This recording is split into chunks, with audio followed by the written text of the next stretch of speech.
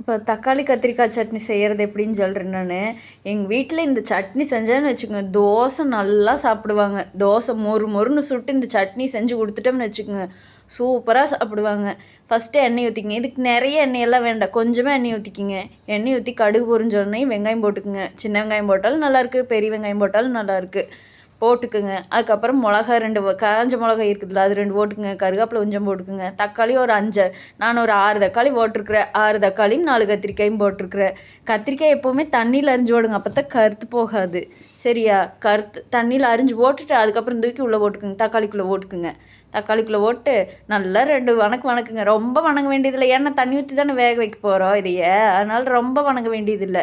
அப்புறம் ஒரு அரைக்கரண்டி மஞ்சள் பொடி போட்டுக்குங்க. அப்புறம் ஒரு அரைக்கரண்டி மிளகாப்பொடி போட்டுக்குங்க.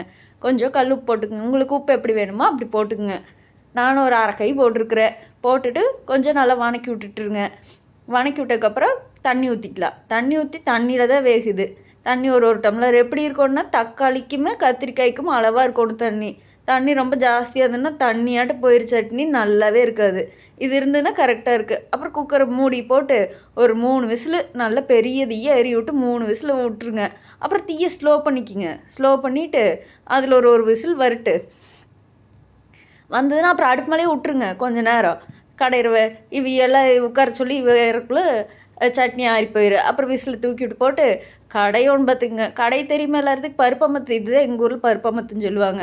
பருப்பமத்தை போட்டு கடைஞ்சிரோணும். நல்லா கடைஞ்சி அது தனித்தனியாக தெரியக்கூடாது. கத்திரிக்காய் இந்த தக்காளி நல்லா கலந்துரோணும். அந்த மாதிரி கடையோணும். நல்லா கடைஞ்சிருங்க. குக்கரில் போட்டுருக்குனாட்டி சீக்கிரம் வெந்துரு. நல்லா மாவாட்ட வெந்துரு கத்திரிக்காய் எல்லாம். அதனால் நல்லா 2 கரை கடைஞ்சிங்கனாலே கடைஞ்சிரும். கடைஞ்சி விட்டுட்டு அதுக்கப்புறம் குண்டால மாற்றி மொறுன்னு தோசை சுட்டு கொடுத்தீங்கன்னு வச்சுங்க, சூப்பராக சாப்பிடுவாங்க குழந்தைங்க.